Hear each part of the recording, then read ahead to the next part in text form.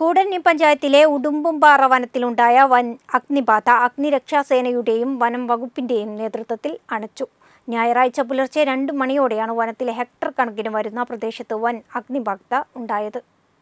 കൂടരഞ്ഞി ഗ്രാമപഞ്ചായത്തിലെ പൂവാറന്തോട് മേഖലയിലെ ഉടുമ്പംപാറ വനത്തിലാണ് വലിയ അഗ്നിബാധയുണ്ടായത്. ഞായറാഴ്ച പുലർച്ചെ 2 മണിയോടെയായിരുന്നു വനത്തിലെ ഹെക്ടർ കണക്കിന് വരുന്ന പ്രദേശത്ത് അഗ്നിബാധയുണ്ടായത്.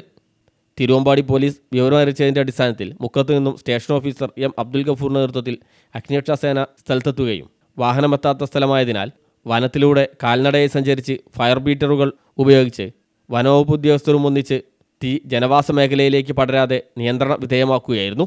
5 ഏക്കറോളം സ്ഥലത്തെ അടിക്കാടുകൾ കത്തിയെങ്കിലും കൂടുതൽ ഇടങ്ങളിലേക്ക് തീ പടരാതെ നിയന്ത്രിക്കാൻ അഗ്നിരക്ഷാസേനയ്ക്കും വനവകുപ്പിനുമായി. Grade assistant station officer P Abdul Shukkur, fire ഓഫീസർമാരായ V T Aneesh, N T Aneesh, Y P Sharafuddin, P Niyas, K S Sarath, V M Midhun, ഹോംഗാർഡുമാരായ കെ എസ് വിജയകുമാർ, ചാക്കോ ജോസഫ്, രത്നരാജൻ തുടങ്ങിയവർ തീയണയ്ക്കുന്നതിന് നേതൃത്വം നൽകി.